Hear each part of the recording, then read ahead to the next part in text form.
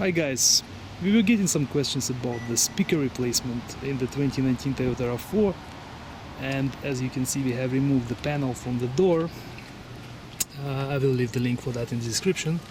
So here's our speaker, and as you can see it is being held by 3 rivets opposed to screws, so it makes it a little bit more complicated to replace the speaker. So unfortunately you'll have to drill them out and use a different type of screw to put it back on. Here's a connector.